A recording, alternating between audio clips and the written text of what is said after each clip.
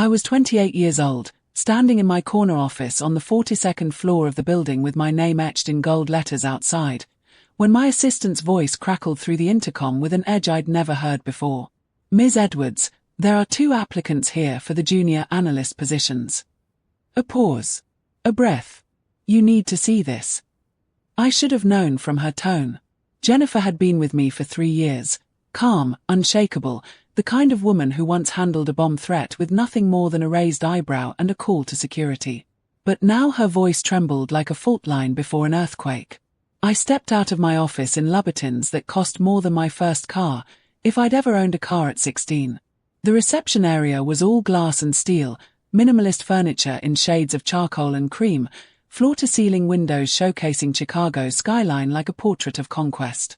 2 people sat in the waiting area, their backs rigid, their cheap suits hanging wrong on their frames. Target clearance rack, maybe Walmart. The woman's purse was cracked plethora. The man's shoes were scuffed at the toes. They turned when they heard my footsteps. Ruby Edwards. Eric Edwards. My mother. My father. 12 years older than the last time I'd seen them. 12 years more worn down by gravity and failure and whatever consequences had finally caught up to them. My mother's hair had gone completely grey, pulled back in a style 20 years out of fashion. My father's gut strained against his button-down shirt, and his collar was frayed at the edges. They looked desperate. Hungry. Exactly how I'd looked that night. They dumped me at a Roach motel with $273 and drove away. Our eyes met. I watched recognition crawl across their faces like frost spreading over glass. My mother went pale. My father's mouth opened, closed, opened again. The resumes in their hands crumpled slightly as their fingers tightened. I didn't smile. I didn't speak. Ms. Edwards will see you now, Jennifer said, her voice carefully neutral. But to understand how Betty Edwards, the daughter they'd thrown away like garbage, the failure who couldn't even pass 10th grade, became the woman they were now begging for employment, you need to go back. Back to March 14, 2011. Back to my 16th birthday. Back to the night my father looked me in the eyes and said the word that would eventually build an empire. Failure. We lived in a cramped ranch house in Lima, Ohio, where the Ford plant dominated the economy and everyone's ambitions. My father worked the assembly line, 3rd shift, came home smelling like metal shavings and sweat. My mother counted other people's money at First National Bank, her fingers flying over bills while her dreams stayed locked in a drawer somewhere. We weren't poor, not exactly, but we weren't comfortable either. We were the kind of family that bought generic cereal and turned off lights obsessively and talked about money in whispers after they thought I was asleep. My brother Marcus was the golden child. 6'2", quarterback arms, a smile that made teachers forget he'd skipped homework. Full ride to Ohio State. His acceptance letter lived on the refrigerator for 2 years, held up by magnets shaped like apples, a shrine to the son who'd finally made it out. Then there was me. The letters swam on pages like they were drowning. BS flipped into DS. Became something else entirely. Teachers called me lazy. Unmotivated. My parents paid for tutors who sighed and checked their watches. I'd spend hours staring at textbooks, reading the same sentence 17 times while my brain scrambled the words into alphabet soup. Why can't you be more like your brother? My mother asked it so often it became wallpaper. Background noise. The soundtrack of my childhood. The night of my 16th birthday, I walked through the front door with my report card folded in my jacket pocket like a death warrant. The house smelled like chocolate cake, my favorite, the one my mother made every year with vanilla frosting and those little sugar flowers she bought from the baking aisle. It sat on the kitchen counter, 16 candles waiting to be lit. My father was already at the table. The school had called. Of course they had. Let's see it, he said. My hands shook as I pulled out the paper. 3 of us. 2 DS. 1 C in gym class because Coach Reeves felt sorry for me. I'd tried so hard that semester. Stayed up until my eyes burned. Wrote notes I couldn't read the next day. None of it mattered. My father unfolded the report card slowly, methodically, like he was handling evidence at a crime scene. His face went red. Then purple. Then something worse. Blank. Empty. The kind of nothing that meant he'd already made a decision. I'm done. He set the paper down, aligned it with the edge of the table. Ruby, I'm done. My mother turned from the sink where she'd been washing dishes. Her hands were still wet, dripping onto the linoleum. Eric, she's 16. She's a failure. The word hung in the air like smoke from a gun. We've given her everything. Tutors. Second chances. She doesn't care. She's never going to amount to anything, and I'm not going to let her drag this family down with her. Something cracked inside my chest. Dad, I tried. Not hard enough. He stood up, 6 feet of disappointment and exhausted patience. Your brother is at Ohio State on a full scholarship. You know what you're going to do.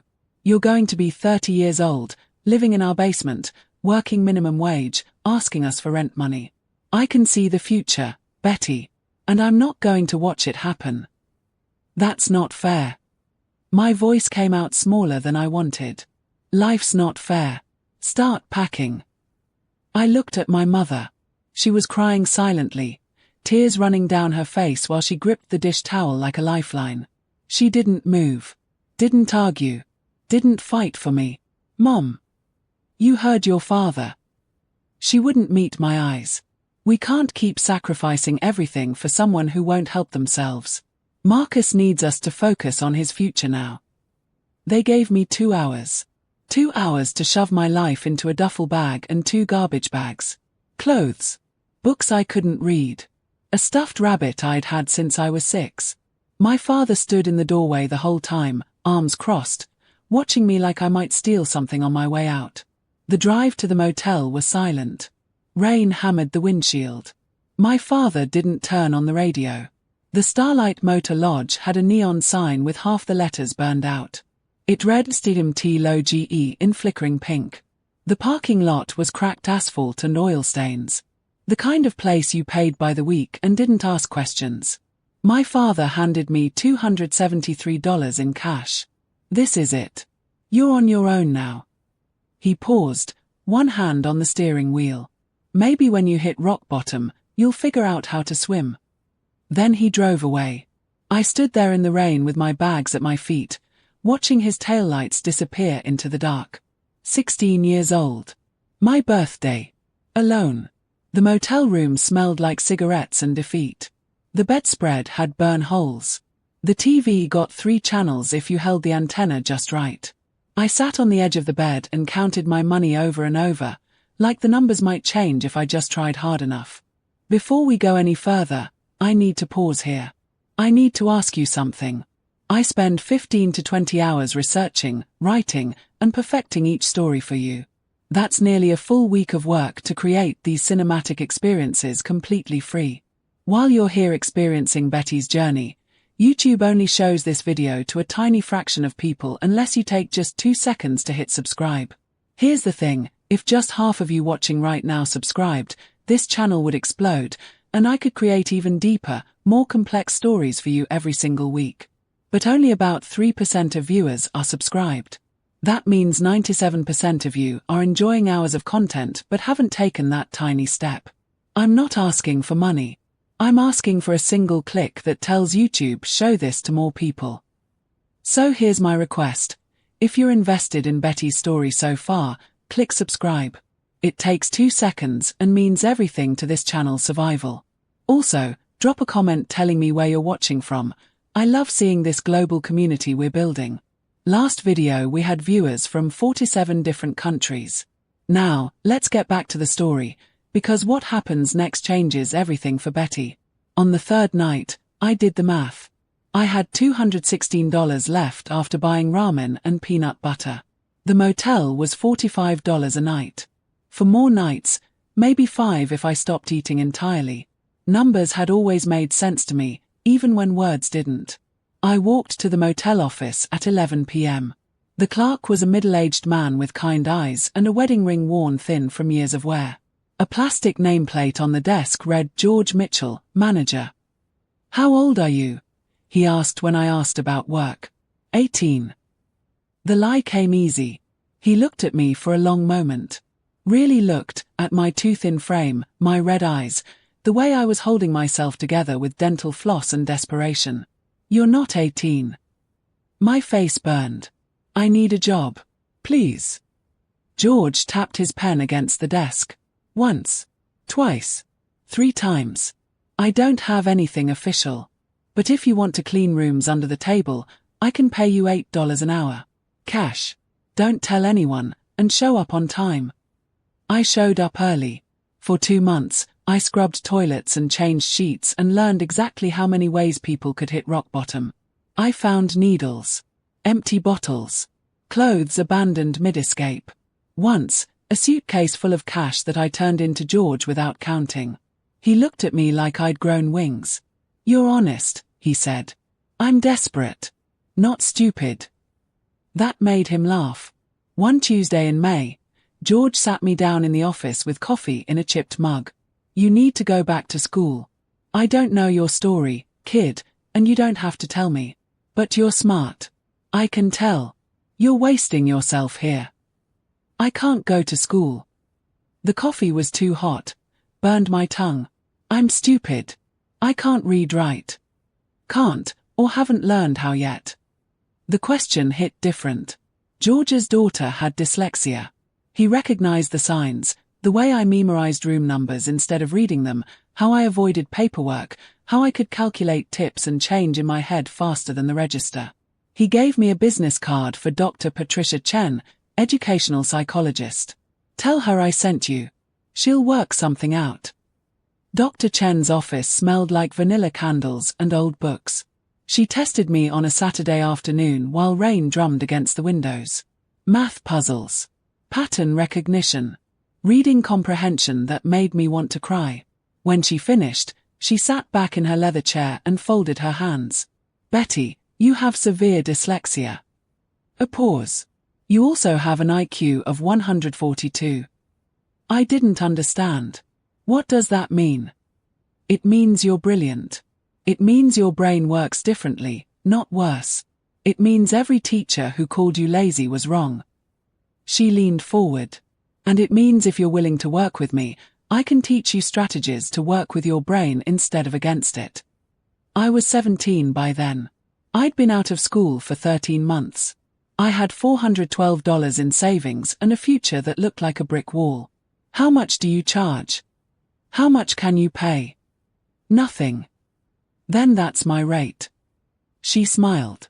I do this because I believe everyone deserves a chance to show what they're capable of, Betty. And you're more capable than you know. For the next 14 months, I worked at the motel during the day and studied with Dr. Chen 3 nights a week.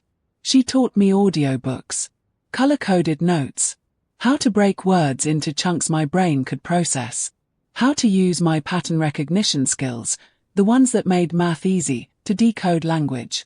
The words started making sense. Not all at once. Not magically. But slowly, like developing a photograph, the letters stopped swimming and started meaning something. I took my GED when I was 18. 97th percentile in math. 82nd percentile in everything else. Dr. Chen cried when I showed her the scores. What now? I asked. Now you go to college. I laughed. Actually laughed. I can barely afford this motel room. There are scholarships for students like you. Students who've overcome adversity. Students with learning disabilities who've proved everyone wrong. Let me help you apply. We applied to 15 schools. I got into 12. Ohio State, the same school my golden child brother attended, offered me a full ride for students with documented learning disabilities and exceptional test scores. The irony tasted like copper and victory. I majored in finance. Turns out, when you can't skim read, you learn to see patterns other people miss. You learn to analyze. You learn that numbers tell stories more honest than words ever could. My dyslexia, the thing my parents had seen as a fatal flaw, became my superpower. I graduated summa cum laude at 22.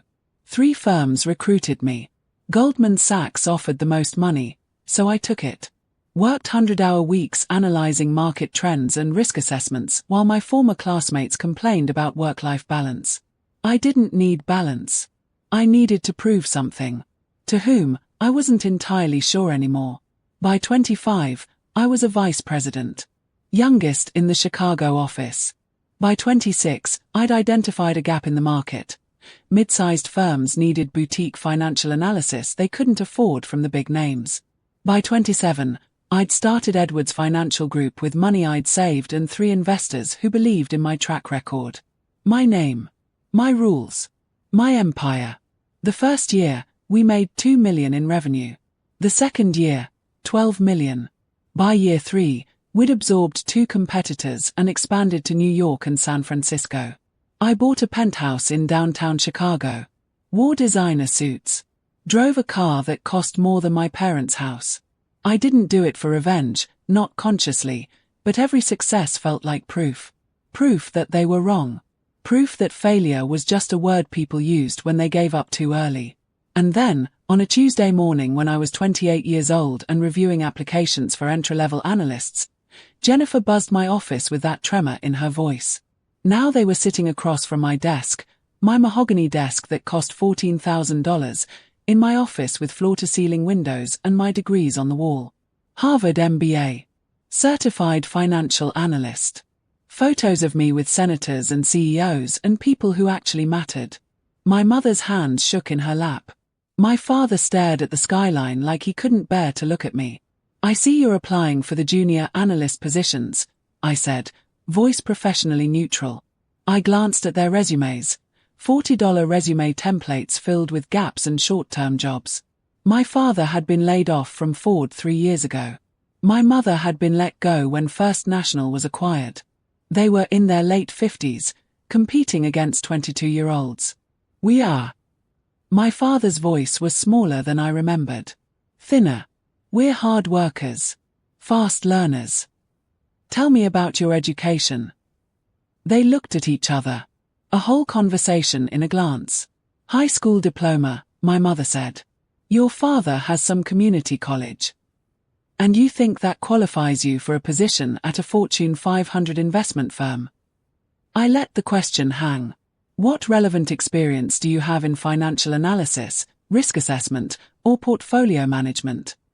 Silence. Let me ask you something else. I leaned back in my chair. What do you do with an employee who isn't performing? Someone who's been given every opportunity but keeps failing? Someone you think will never amount to anything? My father's face went red. He knew. Of course he knew. What do you do with someone who's dragging down the whole team? I pressed. Someone who's a liability. Betty, my mother started. Ms. Edwards, I corrected, ice in my voice. We're conducting a professional interview, Mrs. Edwards. Please maintain appropriate boundaries. I let the silence stretch. Let them squirm. Watched my mother's eyes fill with tears. Watched my father's hands clench until his knuckles went white. This was power. This was what it felt like to be on the other side. And I hated it. Not because they didn't deserve it, they did. But because I'd spent 12 years building a life that proved I was better than them. Better than their judgment, better than that word failure. And here I was, using their tactics. Becoming them. I took a breath. Made a choice. I'm going to offer you both positions. Hope flared in their eyes like struck matches. Starting salary is $42,000 annually. 50-hour minimum weeks. You'll report to a supervisor who's 26 years old. You'll be doing the same work as people half your age. I paused. And every single day, you'll walk into this building and see my name on it. You'll see what I became without you. My mother was crying now, silent tears tracking mascara down her cheeks. We're so sorry, she whispered. We were wrong. So wrong. I know you were. I stood up, walked to the window. Chicago sprawled below us, grey and glittering and indifferent. You threw me away because you thought I was worthless. You didn't see potential. You saw a problem you didn't want to deal with anymore. You gave up. We tried to find you. My father's voice cracked. Your number was disconnected. You'd disappeared. I changed everything, I said flatly. I built a new life from nothing. Without you. Please, Betty. My mother's voice broke. We need this. We're about to lose our house. We have nothing left. There it was. The same desperation I'd felt in that motel room. The same fear. The same cliff edge. I turned to face them. Do you remember what you told me, Dad? That night at the Starlight Motor Lodge? You said maybe when I hit rock bottom, I'd figure out how to swim. He nodded miserably. You were right. I did learn to swim. I sat on the edge of my desk. And then I learned to build boats. And then I learned to buy the entire ocean. I picked up their resumes. Looked at them, really looked, at two people who'd made the worst decision of their lives and were still paying for it. Here's what I'm going to do. I'm going to pay 3 months of your mortgage. I'm going to give you enough money to get stable. And then you're on your own. I paused. Just like you did for me. My mother made a sound like something breaking. But, I continued, I'm also going to give you something you never gave me. I'm going to tell you that I believe you can figure this out. That hitting rock bottom doesn't mean you're failures. It means you're at the starting line. That it's not too late. I wrote a check. $15,000. Slid it across the desk. This is a loan. You'll pay me back when you're stable. No interest. No timeline. But you will pay it back, because you're not failures. You're just people who made a terrible choice. My father took the check with shaking hands. Why would you do this?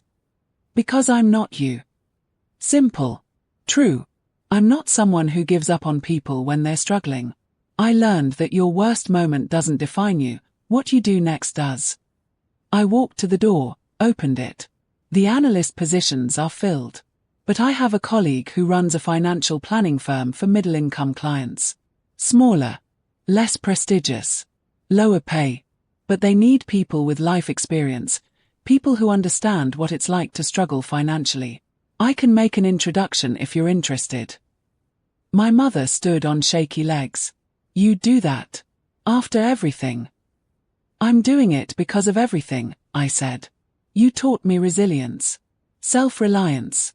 That the only person I can truly count on is myself. Those are valuable lessons, even if you didn't mean to teach them that way. My father stood too. He looked diminished. Smaller. I don't know what to say. Say you'll remember this, I told him. Say you'll think twice before judging someone's potential based on their worst moment. Say you'll remember that giving up on people has consequences. They left. I watched through the glass wall as they walked through the lobby. Two people carrying $15,000 and the weight of 12 years of regret. Jennifer appeared in my doorway. Are you okay? I am, I said. And I was. 3 months later, a check arrived. $5,000. The note said, first installment. We both got hired at Miller & Associates Financial Planning. Learning every day. Thank you. We're trying. 6 months after that, another $5,000. Second installment. Mom says to tell you she's proud of you. She knows she doesn't have the right, but it's true. A year later, the final $5,000 came with a letter. Dear Betty, we've finished repaying you. We're stable now. We're in therapy, individual and couples counseling. We're trying to understand why we did what we did, why we saw failure instead of potential. Our therapist says we projected our own fears onto you. We're not asking for forgiveness or a relationship. We just want you to know, you were always brilliant. We were just too blind to see it. Thank you for being better than us. Thank you for showing us what grace looks like. Love, Mom and Dad. I kept the letter in my desk drawer. Sometimes, when I'm interviewing nervous candidates who seem unsure or afraid, I pull it out. Remember what it feels like to have people see your worst instead of your potential. 2 years after that interview, I established the Edwards Foundation Scholarship. 50 full-ride college scholarships annually for students with learning disabilities from low-income families. Kids being told they're not smart enough. Not worth investing in. Last year, one of our scholarship recipients graduated from MIT with a degree in computer science and a job offer from Google. She sent me a photo in her cap and gown. The note said, "Thank you for seeing me when everyone else looked away." That's worth more than any corner office. I saw my parents one final time, 5 years after that interview in my office. I was keynoting a financial planning conference, helping clients recover from bankruptcy, when I spotted them in the audience. Afterward, they approached carefully, like I might bolt. "We're doing well," my mother said. "We help people avoid the mistakes we made. We're good at it." "I'm glad." My father hesitated. Would you ever want to get coffee? Just to talk. Not to ask for anything. Just to." "Not yet," I said. "Maybe someday. But not yet." He nodded. "We understand. We'll wait. However long it takes." I never took them up on it. Maybe I will someday. Maybe I won't. The truth is, I don't need parents anymore. I needed them when I was 16, standing in that motel parking lot in the rain. Now I'm 33, and I've built my own family. My team at Edwards Financial, my friends, Dr. Chen who still calls every birthday, George from the Starlight who came to my college graduation in a suit he'd bought just for the occasion. The people who see your potential when you can't see it yourself, those are your real family. 3 weeks ago, I got another letter. My father's handwriting, shakier than before. "Dear Betty, your mother is sick. Stage 4 pancreatic cancer. 6 months, maybe less. She wanted me to tell you. Not to ask you to come, she knows she doesn't have that right, but because you deserve to know. If you want to see her, we're at the same address. If you don't, we understand. You owe us nothing, Dad." I've read that letter 17 times. Haven't decided yet.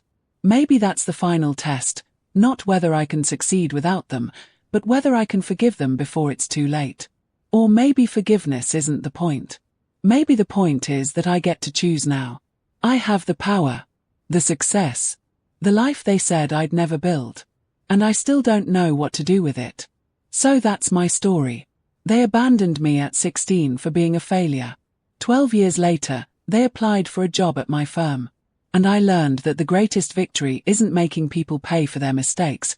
It's becoming so complete in yourself that their opinion stops mattering. But here's what I want to know from you.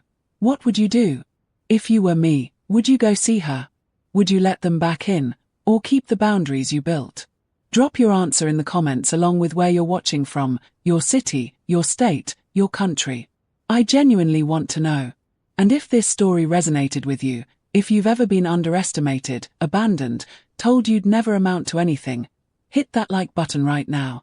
Subscribe to this channel because next week's story is about a homeless veteran who became a tech billionaire, and you need to hear how he did it. Share this with someone who needs to hear that being abandoned doesn't mean you're worthless. That being called a failure doesn't make you one. Because here's what I want you to remember. Sometimes the people who give up on you are doing you the biggest favor of your life. They're showing you that the only person who needs to believe in you is yourself. Thank you for watching. And remember, it's never too late to become who you were always meant to be. The letter is still in my desk drawer. I still haven't decided. But I'm running out of time.